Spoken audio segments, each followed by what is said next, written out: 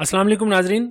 आज हम इन पेज को खोलते हैं और इसमें सबसे पहले तो हम टूल स्ट्रिप को देखेंगे कि इस पे कौन कौन से टूल्स होते हैं। हम देखेंगे कि रिबन हमारा कहाँ पे होता है। टूल स्ट्रिप में जितने भी टूल हैं उनका हम छोटा मोटा फंक्शन पढ़ेंगे पहले और उसके बाद हम उसको थोड़ा बहुत इस्तेमाल भी करके देखेंगे। तो सबसे पहले हम शुरू करते हैं इन पेज के व्यू से। ये हमारा इन पेज की स्क्रीन है जहाँ से हमारा ये याद रखिएगा कि हम इन पेज 3.1 में काम कर रहे हैं। 3.11 या जिसको इन पेज 3 कहा जाता है, हम उसके अंदर काम कर रहे हैं। यहाँ पे नाजरीन बिल्कुल आपके एक्सट्रीम लेफ़्ट साइड पे अगर आप देखें तो ये हमारी टूल स्ट्रिप है। और यहाँ पे टॉप पे हमारा रिबन आ रहा होता है। इस टूल स्ट्रिप में से जो आप टूल इस्तेमाल कर रहे होते हैं उसके अकॉर्डिंगली उसके ऊपर रिबन में मुख्तलिफ चीज़ें नज़र आती हैं। यानी दूसरे लफ्ज़ों में ऑफिस 2007 से ऑनवर्ड जैसे हमारे पास कॉन्टेक्चुअल रिबन आया करते थे, अगर ये हम कहें कि उसका कॉन्सेप्ट इन पेज से लिया गया तो गलत नहीं होगा, क्योंकि इसमें कॉन्टेक्चुअल रिबन हमेशा आता है टॉप के ऊपर।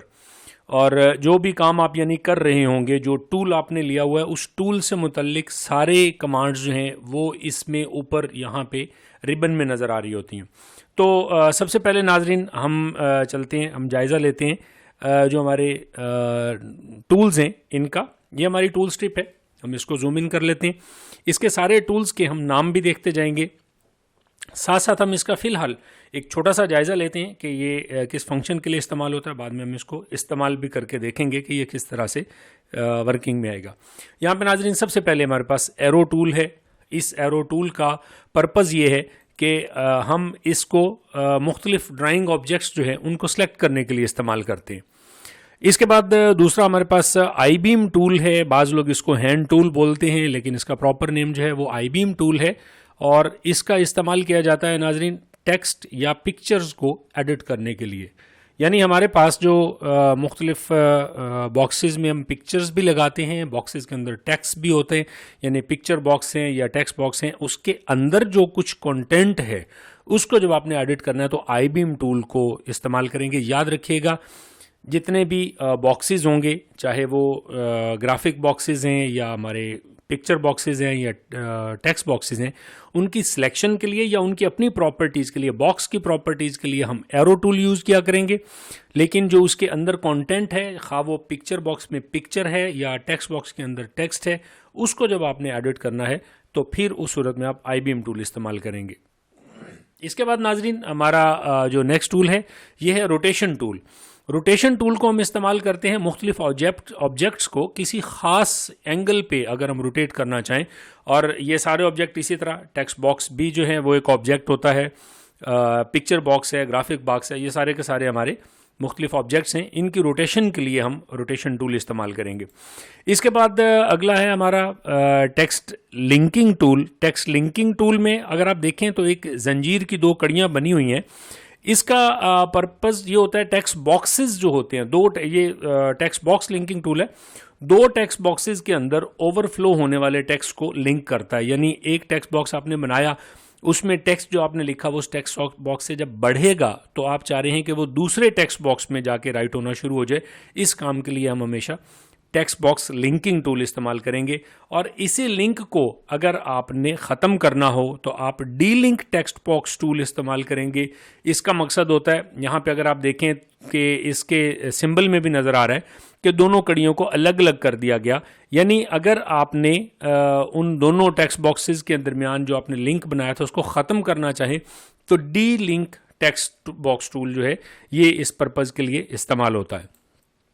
अगला टूल है हमारा टेक्स्ट बॉक्स टूल। ये वही टेक्स्ट बॉक्सेस हैं जिनके ऊपर अगर हम देखें तो ये इसकी लिंकिंग और डी लिंकिंग के टूल हमने देखे। नाजरीन टेक्स्ट बॉक्स टूल जो है ये टेक्स्ट बॉक्स क्रिएट करने के लिए इस्तेमाल होता है। और यहाँ पे अगर आप देखें तो इसके अंदर आइन लिखी हुई है और इसके इर्द गिर्द एक सॉलिड बॉक्स है जिसको हम टेक्स्ट बॉक्स टूल बोलते हैं। लेकिन इसी के साथ ही अगर आप नीचे देखें तो इसमें एक एन का लफ्ज़ लिखा हुआ है और इसके नीचे ऊपर तो सॉलिड बॉक्स है इस पोर्शन में, लेकिन अगर आप नीचे देखें तो ये डॉटेड लाइंस हैं। ये जो हमारा टूल है ये हमारा कहलाता है title text box tool. Title text box tool के अंदर हम ना सिर्फ टाइटल टेक्स्ट जो है वो लगा सकते हैं, ये हमेशा टाइटल पे लगता है, टॉप पे। इससे मुराद ये होता है कि हमारे जो टॉप वाली लाइन होती है वो इसमें फिक्स होती है, इसकी विड्थ आप फिक्स कर सकते हैं। लेकिन जो इसकी नीचे जितनी भी इसकी हाइट है, यानी हाइट नीचे की तरफ अगर हम देखें तो उसका साइज टुवर्ड्स बॉटम ये फ्लेक्सिबल होता है। जैसे जैसे आप टेक्स्ट उसमें फॉन्ट बढ़ाते जाएं या टेक्स्ट की मिकदार बढ़ाते जाएं तो ये खुद ब खुद जो है 1 से 2 लाइनें, 2 से 3 लाइनें, उसी तरह ये अपने साइज नीचे की तरफ ये ग्रो करता है बॉक्स। इसका दूसरा अहम इस्तेमाल ये होता है कि इसके अंदर हम वेरिएबल्स लिखते हैं। मिसाल के तौर पर अगर हमने पेज नंबर लगाने हैं अपने डॉक्यूमेंट के अंदर, उसको भी हम आगे चल के देखेंगे कि किस तरह से हम जाके उसको लगा सकते हैं। वो पेज नंबर जब भी आपने लगाने हैं तो नाज़रीन याद रखिएगा कि वो आप टाइटल टेक्स्ट बॉक्स में लगाएंगे, चूँकि वो वेरिएबल है और हर पेज के ऊपर, अगले पेज के ऊपर उसकी वैल्यू तब्दील हो जाती है। अगर आप कभी भी page number text box tool के अंदर लगाएंगे तो वो उस तरह से अपनी वैल्यू को तब्दील नहीं करेगा। नाज़रीन, इसके बाद हमारे पास 3 टूल जो इकट्ठे नीचे हैं, ये हैं पिक्चर बॉक्स टूल। यहाँ पे मैं इन तीनों को इसलिए गिनता होता हूँ कि आप इसकी बजाय सिर्फ एक टूल भी बना देते तब भी ये काफ़ी था, क्योंकि इन तीनों टूल्स को आप इंटरचेंज कर सकते हैं। यानी आपने एक किस्म का बॉक्स अगर बना लिया पिक्चर बॉक्स, तो आप बाद में उसी की रिबन के अंदर आपके पास ऑप्शन होता है कि आप उसकी शेप चेंज कर सकते हैं। इसको इनकी शेप की बुनियाद पे जो 3 नाम अलग अलग हैं, सबसे पहला हमारे पास रेक्टेंगुलर पिक्चर बॉक्स है, दूसरा जो हमारे पास है ये एलिप्टिकल पिक्चर बॉक्स है। रेक्टेंगुलर के साथ जाहिर है आप मुरब्बा या मुस्ततील बनाना चाहें वो आप बना सकते हैं। एलिप्टिकल पिक्चर बॉक्स के अंदर अगर आप ऐसी जो पिक्चर है उसको किसी दायरे में लगाना चाह रहे हैं, बिल्कुल गोल दायरा लगाना चाहें, या आप उसको किसी बैजवी शक्ल में रखना चाहें, यानी आप उसको बिल्कुल सर्कल भी लगा सकते हैं और इसी तरह उसके अंदर आप ओवल शेप भी दे सकते हैं, तो इसके लिए आप हमेशा एलिप्टिकल पिक्चर बॉक्स टूल इस्तेमाल करेंगे। आखिर में हमारा इन्हीं तीनों में राउंड रेक्टेंगुलर पिक्चर बॉक्स है। नाजरीन, अब यहाँ पे ये याद रखिएगा कि मैंने पहले भी बताया, कोई एक आप टूल इस्तेमाल करें और वो आप पिक्चर बॉक्स बना लें, बाद में आप किसी भी वक्त उसी के रिबन से, यानी उसी की प्रॉपर्टीज़ में से बटन दूसरा बदल के उसकी शेप तब्दील कर सकते हैं। इसलिए एक लिहाज से अगर देखा जाए तो ये तीनों पिक्चर बॉक्स टूल्स जो हैं ये बिल्कुल एक जैसे हैं। इससे नीचे का जो ग्रुप है इसमें 5 जो बटन हैं ये सारे के सारे हमारे ड्राइंग टूल्स हैं। इन ड्राइंग टूल्स में भी अगर आप थोड़ा गौर करें तो पहले तीनों टूल अगर आप देखें तो ये वही टूल हैं जो पिक्चर बॉक्स टूल के अंदर थे, यानी इनके नाम हैं उसी तरह रेक्टेंगुलर, एलिप्टिकल और राउंड रेक्टेंगुलर। नादरीन, ये सिर्फ अगर आपने शेप इस तरह से ड्रॉ करनी हो, किसी जगह आपने बॉर्डर लगाना है, आप उस काम के लिए सिर्फ इस ड्राइंग टूल वाली चीज़ों को इस्तेमाल करते हैं। अगर अदरवाइज़ अगर आपने उन बॉक्सेस के अंदर पिक्चर्स वगैरह लगानी हो तो यही रेक्टेंगुलर टूल जो आप ये इस्तेमाल कर रहे हैं, पिक्चर लगाना है तो आप ये वाला इस्तेमाल करेंगे। इसमें से जिन लोगों ने कोरल इस्तेमाल किया हो उनको पता होगा कि जिस वक्त आप किसी बॉक्स के अंदर कोई तस्वीर जो है वो पावर क्लिप करना चाहें या कोई ऑब्जेक्ट पावर क्लिप करना चाहें तो आप उसको एज कंटेनर यूज़ करते हैं, और उसमें जब पावर क्लिप करने के बाद अगर आप उसको निकाल भी लें तो उस बॉक्स के अंदर आपको कोरल में हमेशा नजर आएगा कि इसी तरह का एक क्रॉस लगा हुआ होता है, यानी वो उस वक्त एम्प्टी बॉक्स नहीं रहता, उसके अंदर आप कोई भी चीज़, कोई ऑब्जेक्ट लाएंगे तो वो पावर क्लिप ऑटोमेटिकली उसके अंदर हो जाएगा। तो दूसरे लफ्ज़ों में अगर हम यहाँ पे भी ये कहें कि ये जो हमारे टूल्स हैं ऊपर वाले, ये इन्हीं की शेप्स हैं, शेप्स तो सेम है लेकिन इनके क्रॉस आपको ये शो कर रहे हैं कि इनमें आप पिक्चर पेस्ट कर सकते हैं, पिक्चर लगा सकते हैं, जबकि ये हमेशा खाली बॉक्सेस अगर आप डायरेक्टली बनाना चाहें तो ये बन जाएंगे। इन्हीं के अंदर अगर आप नीचे वाले ऑब्जेक्ट देखें तो यहाँ पे आपको नज़र आएगा कि इसमें हमारे पास लाइन टूल है जिसके ज़रिए आप स्ट्रेट लाइंस लगा सकते हैं। इनके मुख्तलिफ एंगल भी आप दे सकते हैं लेकिन ओवरऑल ये स्ट्रेट लाइन रहेगी। इसके बाद नाजरीन हमारे पास पॉलीगॉन टूल है। पॉलीगॉन टूल ये करता है कि आपने कोई एक रेक्टेंगल लगा ली और उसके बाद आप उसकी कॉर्नर्स बढ़ाना चाह रहे हैं, यानी जैसे आपने देखा होगा कि हेक्सागॉन होती है, हेप्टागॉन होती है, पेंटागॉन है 5 कोनों वाली, तो आप इस तरह से उन शेप्स को, उनके कॉर्नर्स जो हैं वो जितने मर्जी बढ़ाना चाहें वो आप बाद में बढ़ा सकते हैं। तो नाजरीन, ये हमारे टूल्स थे जिनका हमने एक जायज़ा लिया। इन सबको यहाँ पे इकट्ठा दिखाने का, इनके नाम शो करवाने का मकसद ये है कि आप इन सब के नामों को जान सकें। अगर आप इनको नोट करना चाहें तो आप इनको कर सकें। याद रखिएगा कि मैंने इसको कलर कोड किया है। जो आपको सबसे ऊपर नज़र आ रहे हैं ये हमारे वो दोनों टूल हैं जिनके साथ हम टेक्स्ट बॉक्सेस या उनके कंटेंट्स को सिलेक्ट करते हैं। इसके बाद रोटेशन टूल है। ये जो चारों हैं ये इस तरह से एक किस्म के हैं कि आपने टेक्स्ट बॉक्स लिया और उनके बाद आप उनको लिंक और डीलिंक भी कर सकते हैं, और उन्हीं टेक्स्ट बॉक्स की एक शक्ल जो है वो टाइटल टेक्स्ट बॉक्स होती है, वो भी आप लगा सकते हैं।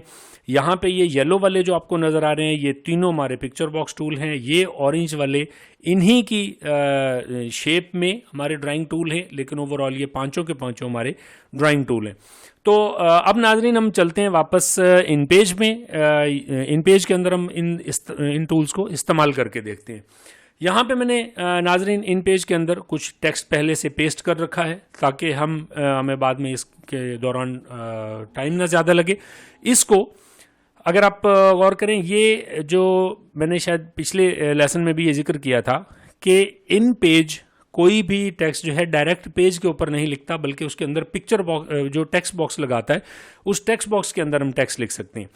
यहाँ पे भी जो हमारा जितना भी ये टेक्स्ट यहाँ पे आपको नजर आ रहा है ये बेसिकली एक टेक्स्ट बॉक्स में है, और ये टेक्स्ट बॉक्स को अगर आप देखना चाहें, सिलेक्ट करना चाहें कि ये कौन सा टेक्स्ट बॉक्स है, ये जो इतना पोर्शन अंदर नजर आ रहा है इसको मैं सिलेक्ट करने के लिए यहाँ से एरो टूल लेता हूँ। ये मैंने एरो टूल पकड़ा और अब मैं इस पर अगर क्लिक करूंगा तो ये देखिए ये हमारे पास साइजिंग हैंडल होते हैं। इनको यहाँ से आप देख सकते हैं कि ये इस तरह से ये मुख्तलिफ साइजिंग हैंडल हैं, जिससे आपको ये नज़र आ जाएगा कि ये आपका जो था ये टेक्स्ट बॉक्स था। बावजूद इसके कि यहाँ पे तो हम इस टेक्स्ट बॉक्स को इसका रीसाइज नहीं कर सकते। इसके बारे में हम बाद में पढ़ेंगे कि हम इस टेक्स्ट बॉक्स का साइज़ कहाँ से बदल सकते हैं। फिलहाल हम इसके अंदर एक टेक्स्ट बॉक्स लगाते हैं ताकि हम इन सारे टूल्स का पर्पस मुख्तलिफ जो है वो समझ सकें। नाजरीन, यहाँ से मैंने ये टेक्स्ट बॉक्स टूल लिया और ये मैं टेक्स्ट यहाँ से सिलेक्ट करता हूँ। ये टेक्स्ट बॉक्स मैंने लगाया। नाजरीन देखिएगा कि जैसे ही मैंने इसको ये टूल इस्तेमाल किया था टेक्स्ट बॉक्स लगाने के लिए, मैं दोबारा आपको लगा के दिखाता हूँ। जैसे ही मेरा टेक्स्ट बॉक्स मुकम्मल होगा तो फ़ौरन आई बीम टूल पे इन पेज वापस चला जाएगा। यहाँ पे देखिए मैंने टेक्स्ट बॉक्स लगाया और साथ ही ये आई बीम टूल पे चला जाता है और यहाँ पे आपको इसके अंदर कर्सर ब्लिंक होता नजर आता है। आप इस टेक्स्ट बॉक्स को सिलेक्ट करना चाहें तो दोबारा से आपने सिलेक्शन टूल के जरिए इसको सिलेक्ट करके आप इसको जहाँ मूव करना चाहें वो भी कर सकते हैं। और अगर मैं यहाँ से इसको डिलीट करना चाहूँ या इसको कट करना चाहूँ तो वो भी मैं इसको कर सकता हूँ। तो यहाँ से मैं इसको कट कर देता हूँ। वैसे अगर आप इसको डिलीट करना चाहें तो डिलीट का बटन भी अवेलेबल होता है। और एक और अहम चीज़ याद रखिएगा नाजरीन कि इन पेज के अंदर एक स्टेप तक आप अंडू कर सकते हैं, यानी कंट्रोल जेड का जो ऑप्शन है, ये मैं अगर यहाँ पे कंट्रोल जेड दबाता हूँ तो एक स्टेप पीछे गया, मैं दोबारा कंट्रोल जेड दबाऊंगा तो यही की जो मेरी है वो रीडू के तौर पे इस्तेमाल हो जाती है। यानी इसमें कंट्रोल जेड के जो मल्टीपल स्टेप्स होते हैं, जैसे आप माइक्रोसॉफ्ट ऑफिस वगैरह में इस्तेमाल कर लेते हैं, उस तरह से नहीं होता। लिहाजा इसमें कोई भी चीज़ अगर आप समझ रहे हैं कि आप गलती से कोई टेक्स्ट डिलीट कर बैठे हैं तो फ़ौरन कंट्रोल जेड करें, वरना अगर आप उसके बाद आपने एक स्टेप और ले लिया तो फिर आप उसमें वापस नहीं जा सकते। कंट्रोल जेड दूसरी दफ़ा नहीं इसमें काम करता। नाजरीन, यहाँ पे हमने ये जो टेक्स्ट बॉक्स है इसको सिलेक्शन टूल के ज़रिए यहाँ से या एरो टूल के ज़रिए मैं इसको सिलेक्ट कर लेता हूँ और यहाँ पे देखिएगा कि ये टूल अब हमारे पास ये रिबन पे डिफरेंट प्रॉपर्टीज़ आ रही हैं। यही इन प्रॉपर्टीज़ को हम बाद में देखेंगे। फ़िलहाल मैं यहाँ पे आई बीम टूल के साथ इसमें जाके क्लिक करता हूँ और यही टेक्स्ट मैं यहाँ से थोड़ा सा आपको टाइप भी करके दिखा देता हूँ ताकि आपको अंदाज़ा हो कि इसमें हम किस तरह से काम करते हैं।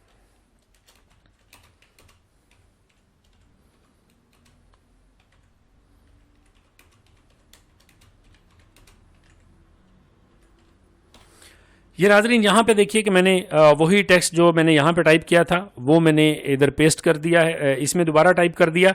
मैं यहाँ से कुछ और टेक्स्ट उठाता हूँ और अब हम इस टेक्स्ट को यहाँ से कॉपी कर लेते हैं। यानी मैं कंट्रोल सी के ज़रिए अगर यहाँ से कॉपी कर लूँ तो इसके बाद में इसको यहाँ पे कंट्रोल वी करता हूँ।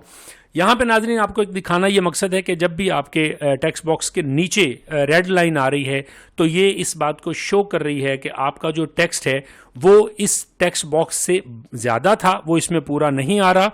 अब आपको पास एक तरीका तो ये है कि आप इस टेक्स्ट बॉक्स का साइज़ जो है वो बढ़ा दें ताकि ये सारा टेक्स्ट नज़र आए।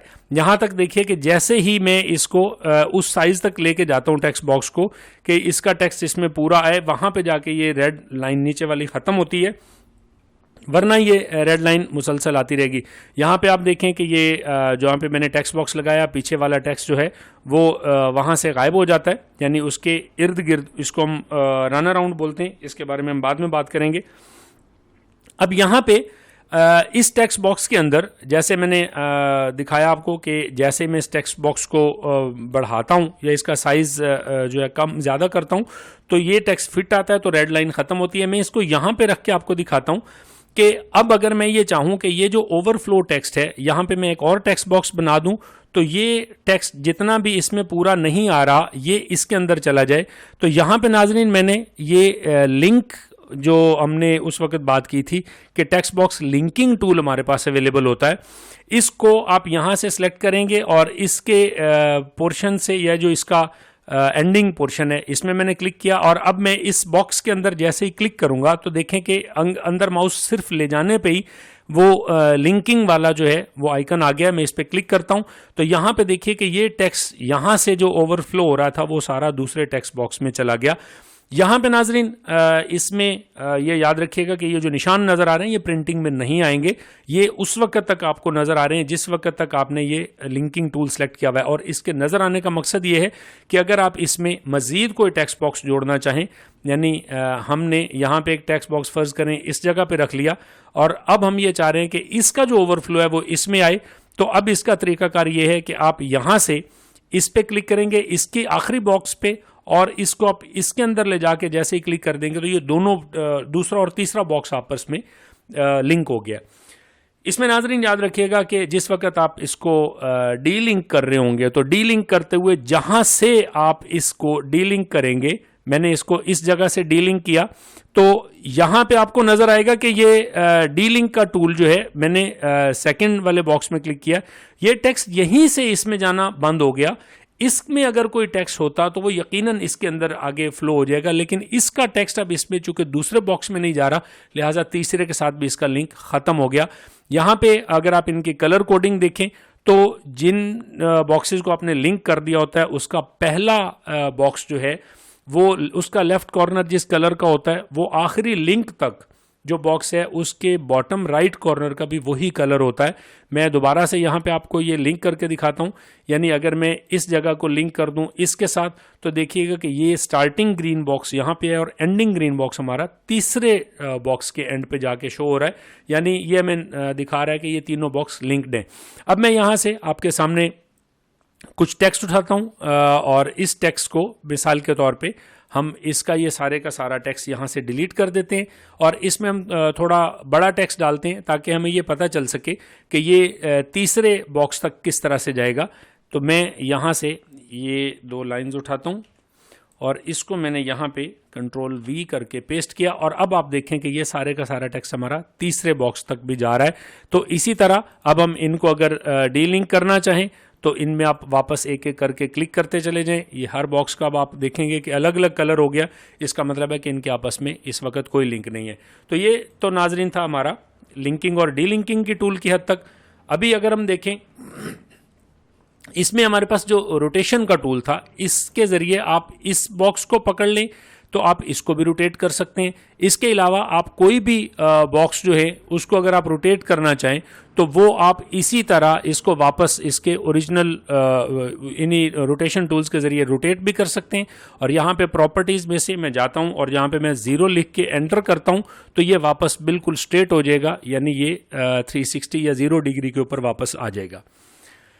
अभी नाजरीन इसी तरह ये हमारे जो टूल डिफरेंट कवर होते जा रहे हैं। इससे अगला टूल हमारे पास है टाइटल टेक्स्ट बॉक्स। इसमें जैसे मैंने आपको बताया कि ये मैंने इसको एक साइज में लगा दिया, और अब अगर मैं इसमें वही टेक्स्ट पेस्ट करता हूं तो देखिए नीचे की तरफ इसके ऑटोमेटिकली जो बॉटम साइड है वो खुद ब खुद बढ़ जाती है, यानी इसकी जो हाइट है बॉक्स की ये फिक्स नहीं होती। ये जैसे जैसे मैं इस टेक्स्ट को बीच में से डिलीट करता जा रहा हूं तो यहाँ पे आप देखें कि ये उसी तरह इसका साइज जो है वो वापस कम होता चला जाएगा। अच्छा, इसके बाद नाजरीन हमारे पास ये पिक्चर बॉक्सेस हैं, जिनकी हमने 3 पिक्चर बॉक्सेस की बात की थी। मैं यहाँ पे कोई एक पिक्चर बॉक्स ड्रॉ करता हूँ और इस पिक्चर बॉक्स के अंदर ये सिर्फ बॉक्स ड्रॉ हुआ है। अगर आपने इसके अंदर पिक्चर लगानी है तो देखिए ये खुद ही अब आपको नजर आएगा कि आई बीम टूल सेलेक्ट हो गया। इसी तरह इसका तरीका ये है कि मैं यहाँ पे डबल क्लिक करूंगा और डबल क्लिक करने के बाद मुझे इसमें से अब सिलेक्ट करना है कि मैं इसमें से कौन से पिक्चर मैंने कहाँ से उठानी है। वो मैं पिक्चर जो भी इसके अंदर लगाना चाहूँ, यहाँ पे हम मिसाल के तौर पे इसमें से कोई भी पिक्चर उठाते हैं, ये हमने इसके अंदर लगा ली।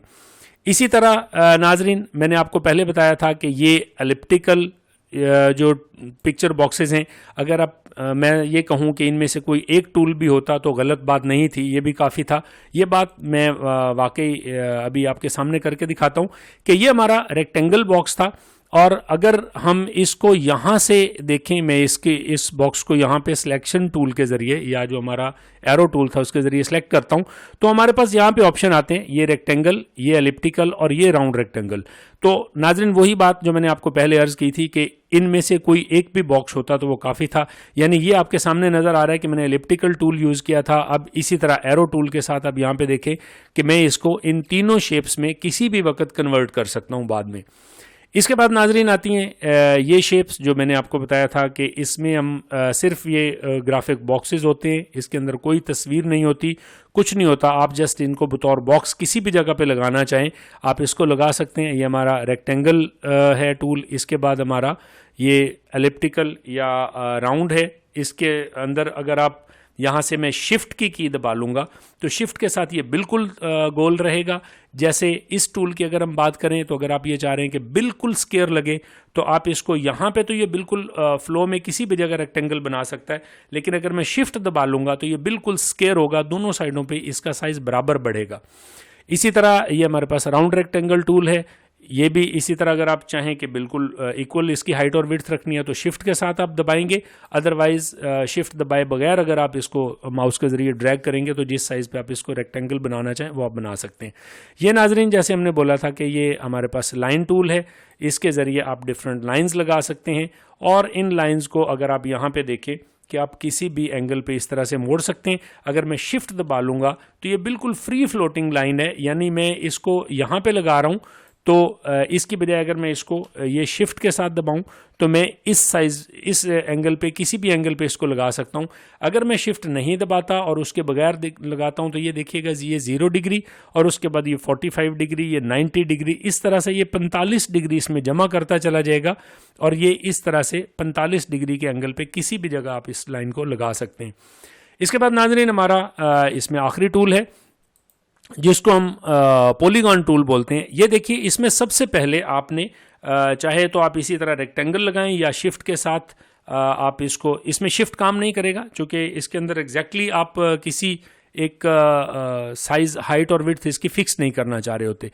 ये आपने लगा लिया, और अब अगर आप इस पे देखें कि यही जो टूल है जो प्लस का साइन आपका बना हुआ है, ये देखिए कि इसी के ऊपर अभी हमारा ये टूल सिलेक्टेड है। इसके अंदर अगर अब मैं इसको किसी भी लाइन के ऊपर जब लेके इसको मूव करूंगा तो ये एक डॉट का निशान जहां पे बनता है, मैं यहां से इसको मैं यहां से सेलेक्ट करता हूं, और यहां से आप इसमें मैं ये आपके सामने एक नया बॉक्स ड्रॉ करता हूं, और इसमें जिस वक्त आप ये डॉट का साइन देख रहे हैं यहां से आप इस पे,